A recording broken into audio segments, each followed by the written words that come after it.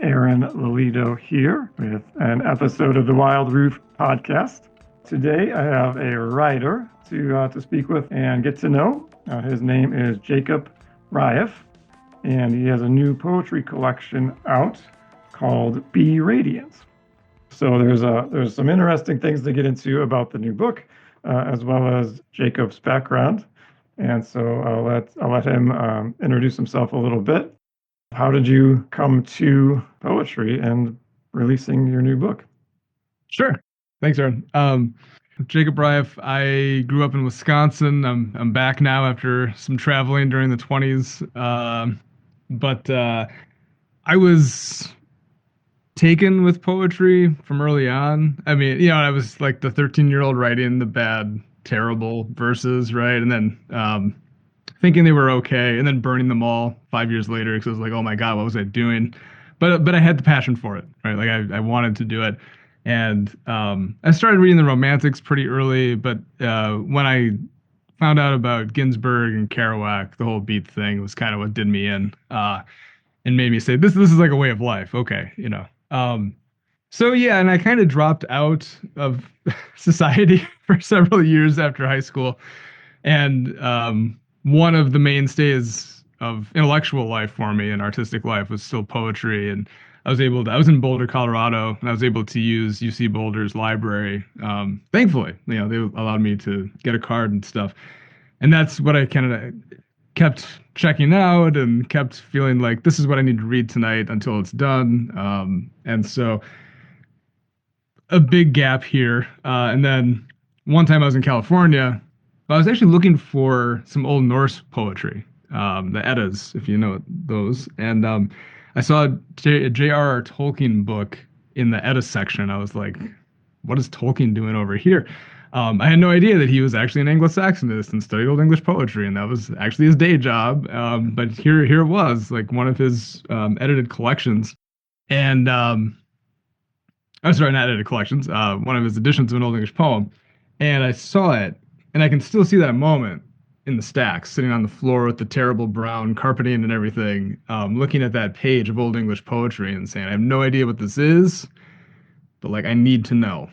Like 2004 or something like that, 2005. And so I applied to university and got in, and started realizing, like you could actually make a go of this, and like this could be your living if you did it right. But like for me, the undergrad degree and the graduate degree were really about learning more and more about, especially medieval poetry and medieval languages.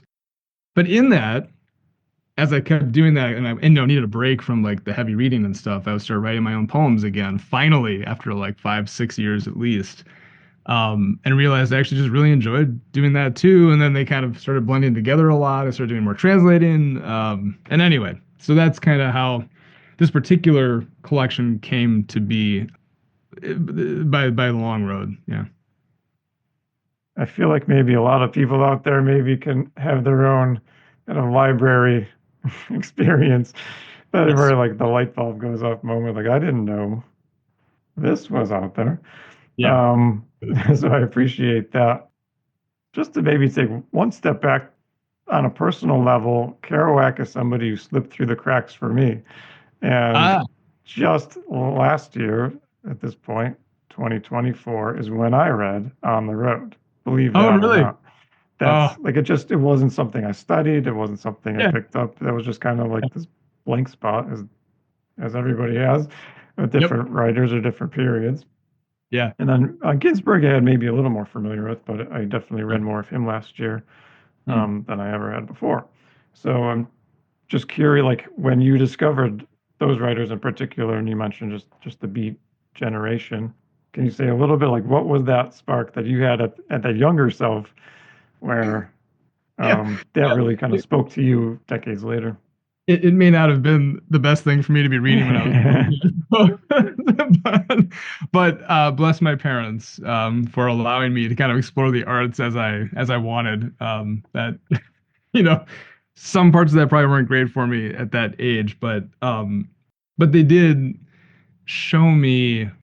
I mean, the kind of bohemian thing, right? That like you can, and of course, I'm between kind of working in a middle class kid and a factory town in Wisconsin, so it's not like I was living the life or anything. But like, I think when you're young, there is a kind of wildness in you still, right? That like it's hard to keep and maintain, and especially in the adults around me, I don't see it that much. And the ones that were like, I don't want to be like that, Um, but these guys were, channeling it into their art, and again, they, their personal lives. They made some poor choices, made some good choices, whatever, like we all do, but they were, a little more honest probably about all of their choices than a lot of us are, bringing them out in the open.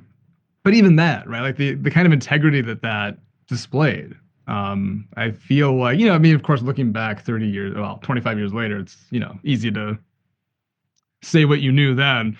But I feel like I did kind of intuit there was an integrity to that kind of living. Again, even if it's not exactly the best things all the time, there's an integrity to that. And there's a kind of a beauty in living your art and making art your life and those kinds of things.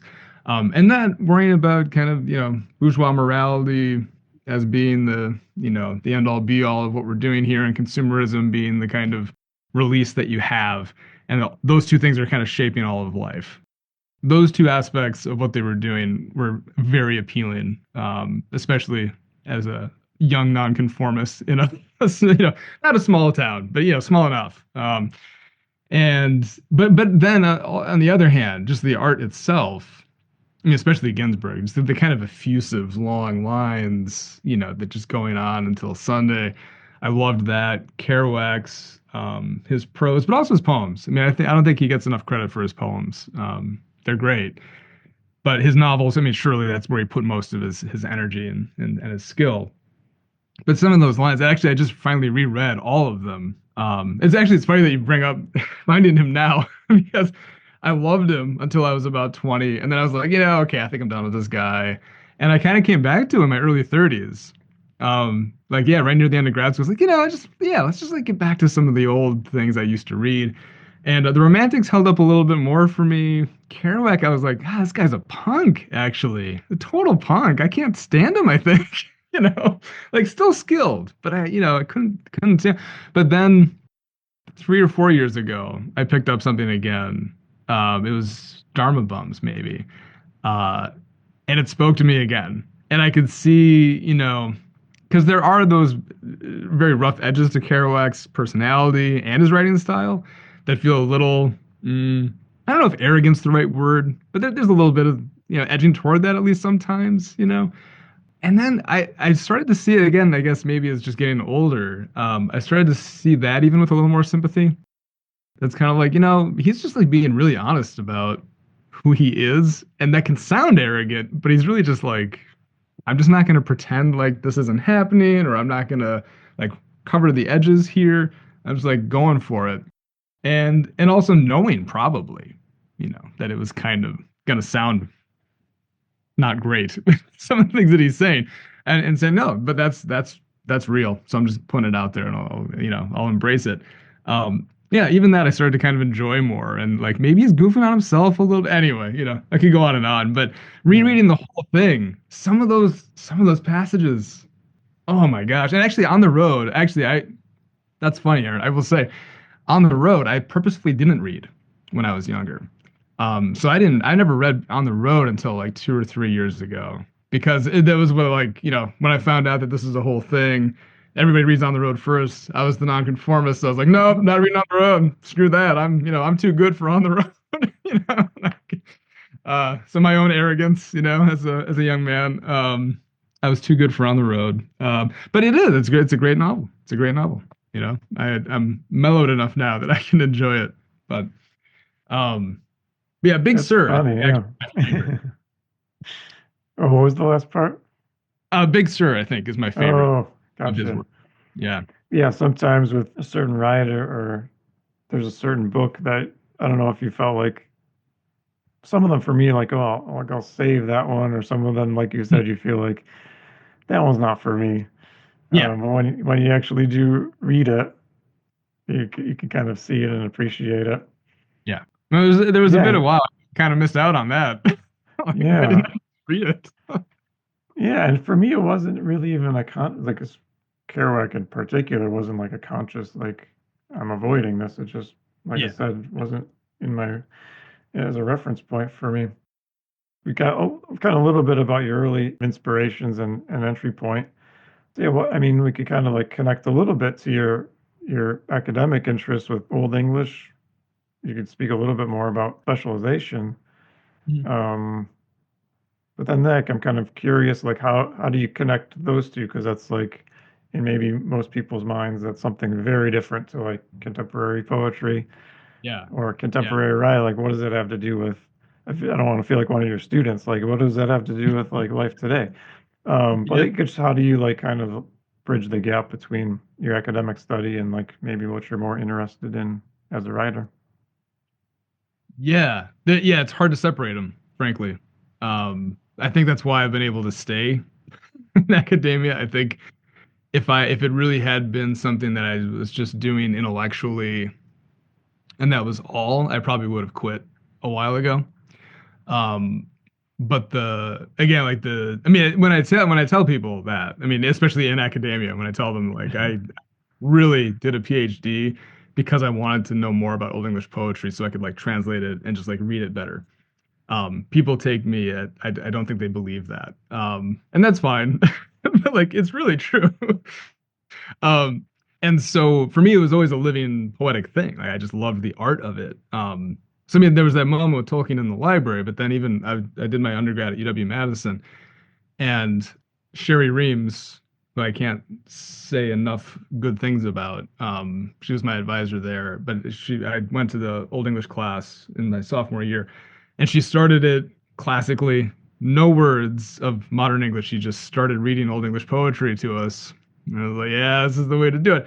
Um, but hearing that, I was like, okay, this is it. Like, this is what I'm doing now. And so, and actually, a little bit later on, again, because I went to school later, I had a friend who was a couple years ahead of me, and he was going out, and he was talking about grad school, and I was like, "Oh, you going to grad school still? Or is that going to happen?" And he's like, "Oh no, you know what? I'm going like whatever his other job was going to be, and he was going to go do something else." And I asked him why, and he said, "It just feels like the Ivory Tower thing, I can't do this. It just doesn't feel like the real world, and I don't want to do that the rest of my life." And I thought it was so funny because, and I respected his decision, of course, but it was funny because to me, the academia was the only place I ever felt like I kind of fit into society a little bit. Like, yeah, I can contribute something productive here. Um, and so to me, it was like, yeah, this is like the practical work that I can do, I guess. It was like teaching and researching, I guess, a little bit, but the artistic part of Old English and Middle English, a little bit of Latin, but mostly the vernacular for me. It really was a sense of this is a living language if we still read it, you know? Like it's dead. Nobody can understand this stuff if you don't take special courses and everything. Like I get that. But it's still alive if we're willing to engage with it, right? Like any poetry, in any language. It becomes part of who we are if we allow ourselves to come into its orbit. And for me, especially, what I find fascinating, I don't think everybody has to, even when they're interested in Old English, but like for me, what's interesting about it is, and this kind of gets toward the book, is the continuity amidst difference, right? Like the kind of this reading Old English, and I'm sorry for listeners who may not be familiar with this. I forget that people don't spend their days doing this. Old English is 450 to 1100 CE. That's the English language is written and spoken then. So Beowulf is the thing most people know from it, but there's so much more, of course, and everybody should read all of it. But you know, for anyone who speaks English, I mean, I think all art is for everybody, but especially for those who speak English. English is what you operate in. It doesn't matter to me, like from an artistic perspective, where your ancestors are from. If you speak English, these are your linguistic ancestors, at least, right? And Seamus Heaney has just a beautiful thing about that in his introduction to his translation of Beowulf, where he talks about, his being from Northern Ireland. He's got a lot of problems with the British. He's got problems with English as a language and working in English as his native tongue because it is the language of the colonizer, right? It is the imperial language that was forced upon him and his co-citizens. But he says, going back to Old English, and he gives the examples why I won't go into the details of that. But he says, going back to Old English, this is before the first incursion of the British into Ireland, right? And so this is like a deep wellspring of the language that he could embrace and feel good about and feel like it's equally his because it wasn't the colonizer yet, and then that kind of therapy, I guess, that medicine helped him embrace his own language that he was raised with, in a different way. And I don't, have those kinds of traumatic, kinds of elements in my own history of why I speak English, but I still think that his insight there applies. Like having this kind of deep historical past with the language is just a lot of fun and it's beautiful, and it opens up, I think, at least vocabulary kinds of things that you're just not going to find if you only read modern stuff.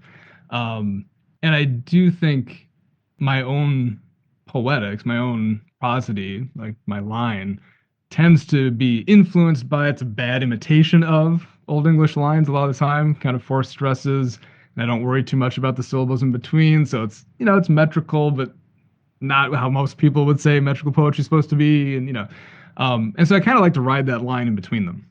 But again, then getting back around finally to the specific question there, I think that only reading new and only reading old, I don't know. It's just why? Why not read all of it? I think there's just so much there, and to see the progression, like the progression is really fascinating. And when I was doing my graduate study, we had like a poetics, like an informal poetics reading group thing, right, where we all just met for like twice a month or something to talk for 2 hours about poetics. And I was definitely out of my depth a lot of the time because these people were like the serious theorist people, and I was like, oh my gosh, I don't know what I'm doing here, but it was fun still, and they allowed me in, so it was good. But there were moments when they would talk as if like people hadn't done things before the last 150 years. And I just had to be like, well, guys, what about this and that and that and that? And they would be like, oh, yeah, I guess people did do things like in 1300. Sure, okay, let's talk about that too. And so I think it's a good corrective, to the hyper presentist lens, of the modern world. I don't think I've really thought about it in those terms or like in that context. In my world, it's probably like, or actually, the first English class as an English major that I took was Middle English. Like there Oh, was nice. like the first one that was like in the English major. And so Yeah, like I think of it as like, kind of fondly in a way. It was like that experience. But yeah. it's not something that I like, pursued in terms of something to read. Hmm. Hmm. But yeah, I mean, where does it come from? It has, roots that go back, and those go Yeah, back, and those go back, and those go back. right. So, you don't typically, in an everyday sense, maybe think of it as connected, but of course it is. Yeah, why wouldn't it be? Yeah. And Um, that's, I think that's, in culture in general, there's that reality that, I mean, because culture isn't about like, in tradition, right? Like it's not about replicating the past. It's about carrying things on, right? And some things you drop and some things you keep holding on to. And I think we kind of pretend as if culture's just made all of a sudden and we just started doing these things 20 years ago and like never the case. Never the case, and it's just it gives you a richer palette or something, to explore the older stuff too. But I will say too, I have colleagues artistically and in the academy who like the old stuff to the exclusion of the new, and I think that's also kind of like no, like Ginsberg's awesome. It does like Ginsberg he's a great poet. I don't care if you don't like free verse. He's amazing, Like, Yeah, I think that Just there's probably a good lesson in there to keep some flexibility with like being yeah, open to different, even yeah, it doesn't have to be what you read every night, but kind of right. keeping up an appreciation for even yeah, different styles and time periods. Do you mind if I read one of the blurbs from your book and then you could say a little bit about the collection? Okay, sure. Yeah. This one, just from the blurb from the book Be Radiant. The blurb is from David Russell Mosley. It says Jacob Rieff's Be Radiant does precisely what it proclaims. Rieff's poetry comes in a variety of styles and forms, but each poem radiates with a sense of time and place. Rieff, like the fungi he loves so much, is a poet rooted in place. His poems reflect this rootedness. Rieff, as a scholar, is also rooted in the English language. He weds these two in poems like The Ruin, which is a translation of an Old English poem, and yet Rieff places it before a burial mound in his home of Milwaukee. Aspect of that blurb that one of them that stood out as I was looking through the collection is that sense of place is a big part of the collection and what makes it engaging as a reader to get a sense of where you're coming from as a person and like where you're coming from in your personal history, family history. You could talk a little bit about the place, but I'm also interested in like what's your fascination with fungi. You can go whichever direction you want with that blurb. Sure. That we could spend a while on fungi, I suppose. I'll stay away from that too much. But well, no, I mean, I think they're intimately related for me. Yeah, one way to get at that is this collection is very much because this is my second collection. My first one came out 2017 or 18, something like that. And it kind of been everything from before that moment that I had saved. Basically, a bunch of it I actually did burn a long time ago, but it was like everything up until that point. So this is 2019 and on. But 2019 I hadn't done a lot, and so the vast majority of this book is post or during the pandemic and after is what I'm getting at. Um, and I had always been, I guess I was writing the line between bohemian and hippie, I guess. I hate these terms, of course, but don't want to like label yourself as these, but yeah, that's the kind of stuff I was doing.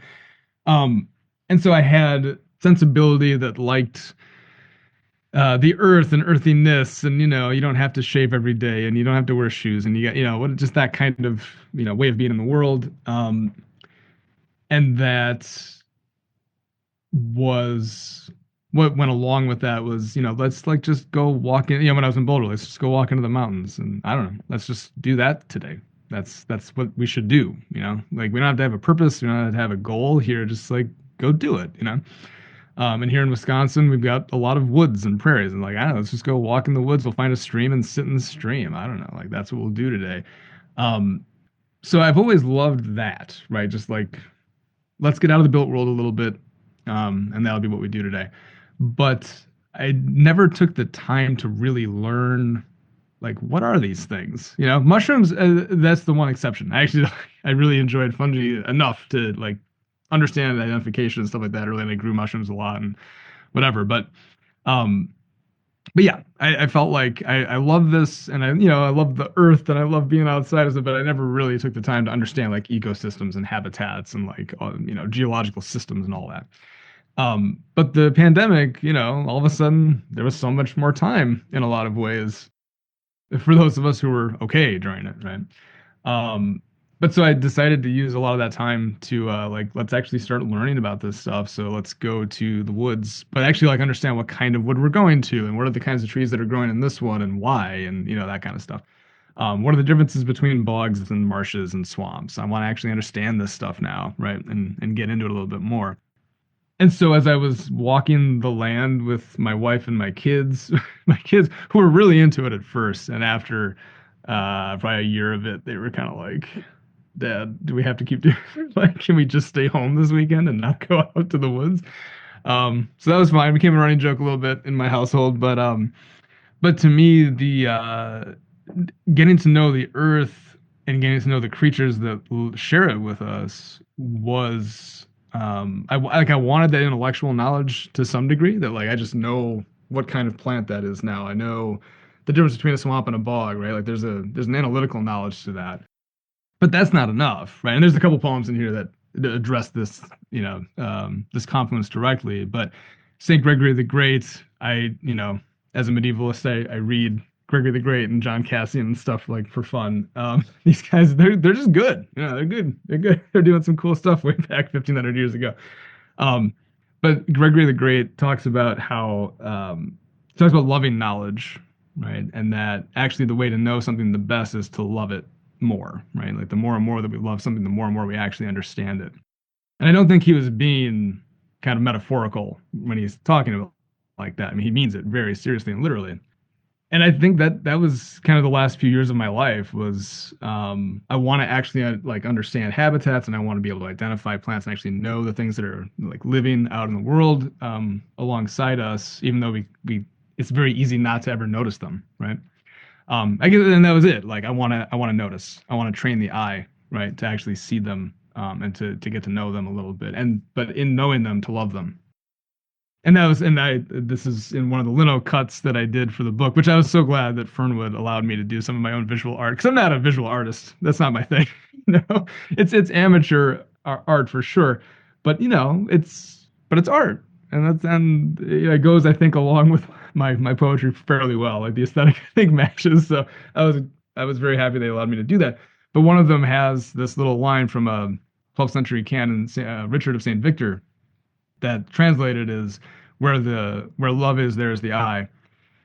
And I started thinking that as really instructive in general. Because we can say that we love the earth and we can say that we care about other creatures all day long. And it doesn't mean that it's not true. But like if we don't actually know them, if we're not relating to them, it's tougher to see how that actually changes who we are, right? And that's I think Gregory gets at with the loving knowledge is like knowledge will actually start changing you. It's not just objective information you happen to be able to recall, right? It's knowing on a deeper level, knowing that actually changes subjectively who we are. And so getting to know the place of Milwaukee and southern Wisconsin in general and the Baraboo Hills, which is an ancient mountain range, like an hour and a half, 2 hours west of me here in Milwaukee, getting to know Lake Michigan, all these places, southern Wisconsin in general, and a little bit of California. There's a little California in the mix there, but that's a different story. But getting to that place is about getting to know the creatures that share it with us, and all of that's about getting to know ourselves in a new light, I think, too. And the poetry, the art, is a kind of way of focalizing that. It's a way of articulating it for myself and for anyone else who cares to actually come along for the ride. Because I do think we're the audience of our own art. Once it's objectified somewhere in the world, whether it's text or stone or music, whatever it is, we're an audience for it. So I do enjoy that aspect of these things, and that's the living found poem thing from the State Natural Area Poems. That's part of the collection.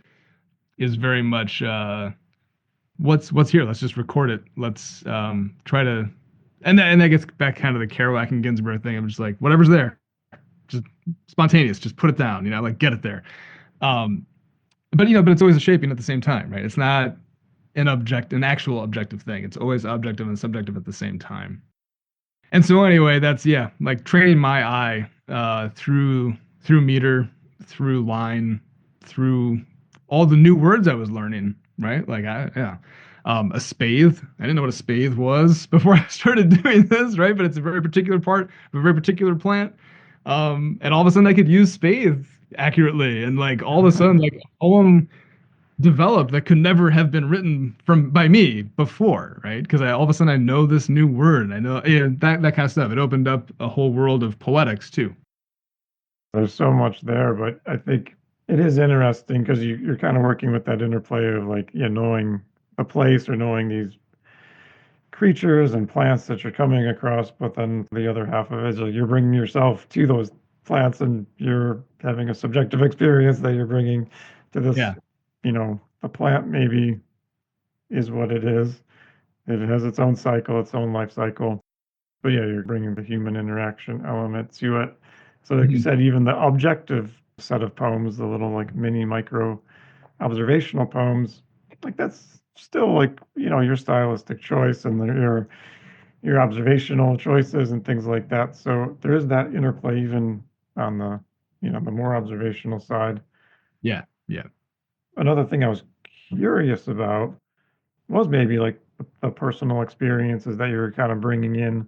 So I know, like, yeah, you mentioned like the writing process took place right in 2020 pandemic time. That it was actually the creation process of a lot of I guess, the inspiration for the poems, if not the actual writing of them.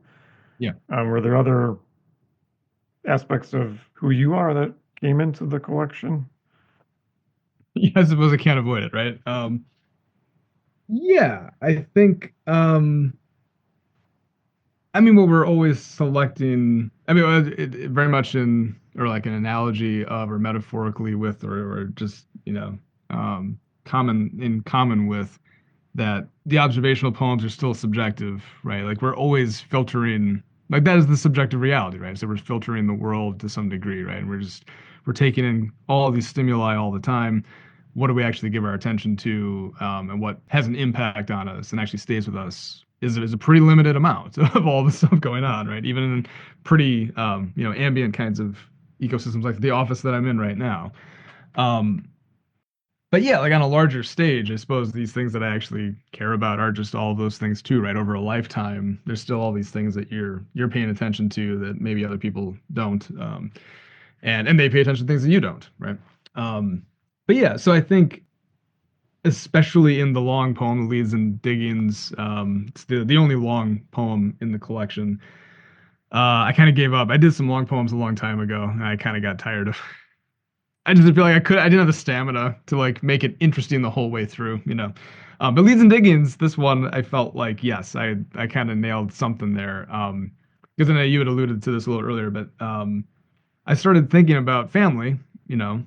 So my kids are in this fairly regularly because my kids are, especially during COVID, during lockdown or shutdown, whatever. They were there a lot, right? And you have three kids in a small flat. It was cozy for a long time there. So I couldn't not write about them.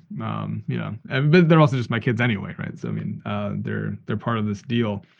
But I was also getting more interested in my ancestry, and it was another one of those things that, like, I always wanted to actually know, like where did they come from, how did they get here, what were they doing when they got here, and stuff like that. Um, but just there's not, not world enough in time, that kind of thing. And so never did it, but all of a sudden there was time, so I started putting, the real effort into going through everything my mom's collected, and all these photographs and family tree things and all that, and started to realize like these weren't two different projects. They kind of just going out to the woods or the prairies or the lake and learning about it and kind of inhabiting the earth in a way that I hadn't for a long time. Learning about my ancestors and my family, the longer trajectory of where me as an organism came from. All of a sudden, it was like, yeah, no, these are actually the exact same thing, right? This is just like this subjective, bundle of neurons and tissues and all these things. Like it came together because of all of these other factors. And I'm a one nexus of billions of nexuses, or whatever the plural is on that. But I can sing that, right? I can sing about that thing being this, coming from all of these different factors. And so Leads and Diggings is kind of bringing the familial and the geological together. So not just my kids, but also like these generations going back mostly to like the 1830s, 1840s, but even some trying to get back into like deep geological time, going back millions and millions of years, going back to the last ice age ending, and then going back to Europe a little bit, to Cornwall especially, because some of my family came from Cornwall in the 1830s.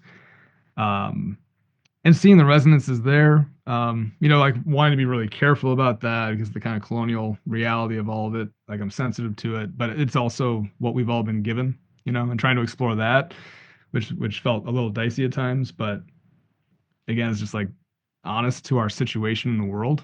Um, so yeah, tons of family stuff going on, trying, getting toward middle age, I suppose, is, spurring that on a little bit too. But yeah, I mean, I think between the family stuff, all these creatures that I'm learning about and who are teaching me, and just the places that I love. I mean, those are the things that keep coming up. I suppose my neuroses in particular are here, but I don't see those, you know. I'm sure they're there though. Yeah, nice. Would you mind reading a piece? Are you prepared for Yeah, that? Okay, so sure. yeah, I think that'll be a good way. Unless, well, like we could pause for a second and say, was there something? There's a lot I didn't ask about. Is there something I didn't ask about that you'd want to share or kind of to say about the book before you share a piece? You know, I guess I'll say one thing. Because this thing, the subtitle to this collection is a Sonata Pome, Pome, not Poem, which is a little pretentious, I suppose. But I just when this thing got into my head, I couldn't let it go. And you know, James Joyce uses it. It's some other, you know, so I was fine with going. And Kerouac too. Kerouac has a book of poems, right? Pomes. But anyway, I guess I'll just explain it because I haven't actually. I don't think I've explained this anywhere before. So the poem thing is just like a different way of writing the word poem. But it's a pun with French poem from an apple, right, or fruit.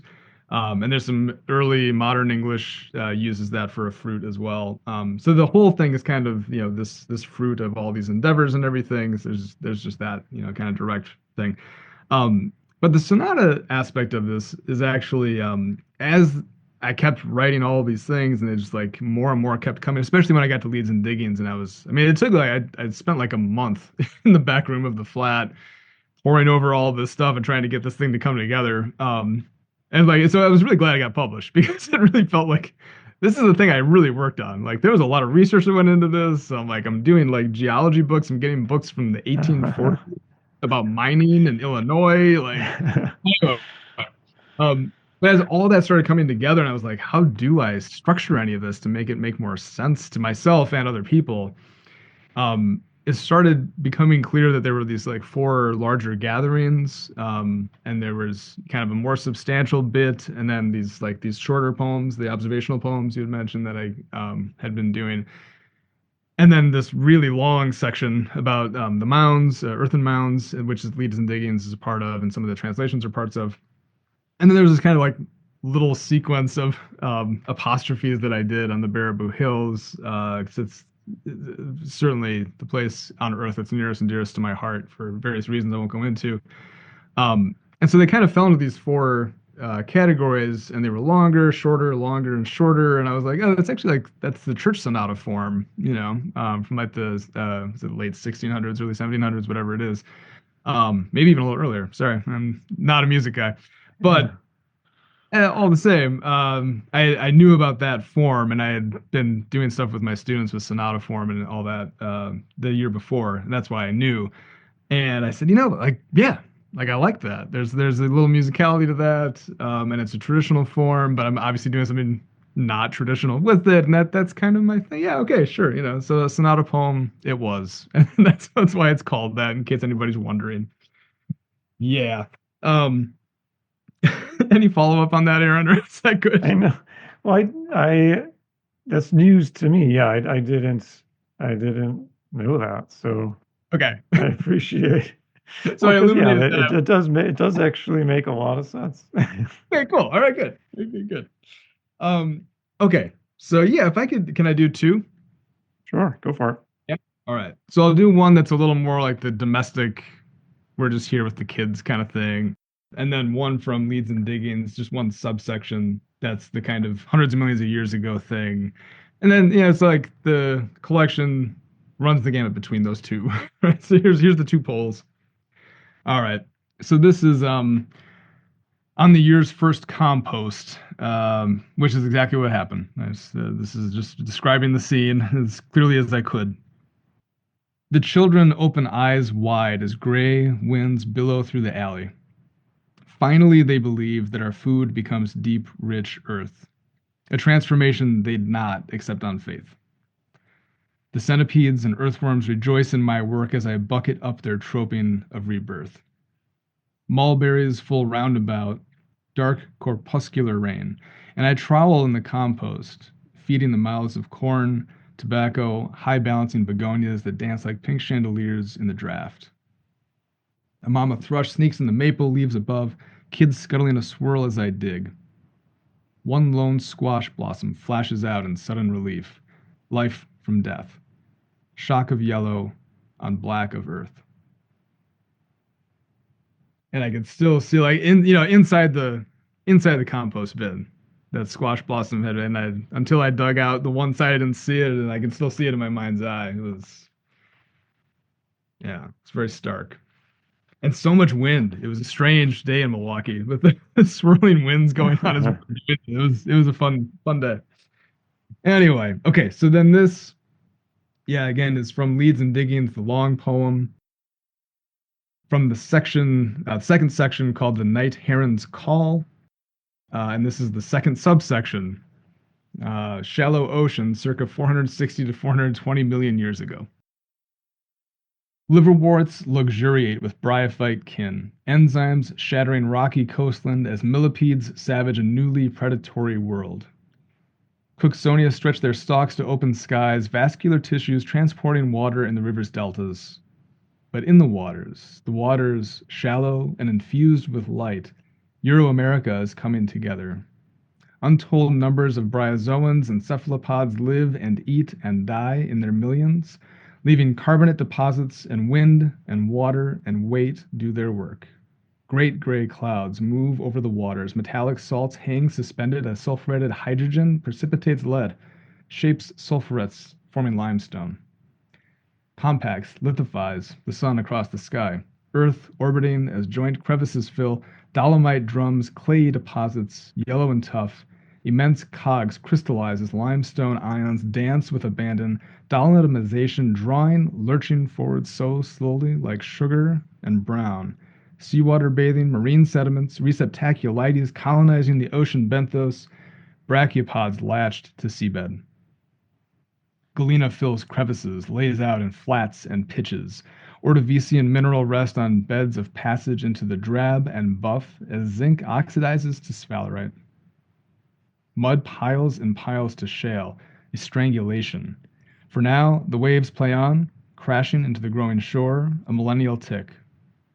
The waters subside. Yeah, thanks. And Galena, near the end there, that's what my ancestors were mining over in the western part of the state and down into Illinois. Nice. Yeah, I see.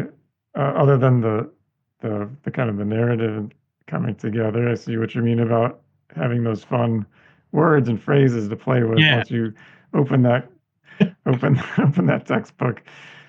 Yes. That's Yes. kind of like I can see you having fun putting some of those Yeah. words to use on the page. It was like, how do I put sulfuret into my poem? How am I going to do that? It was difficult, but it was a lot of fun at the same time.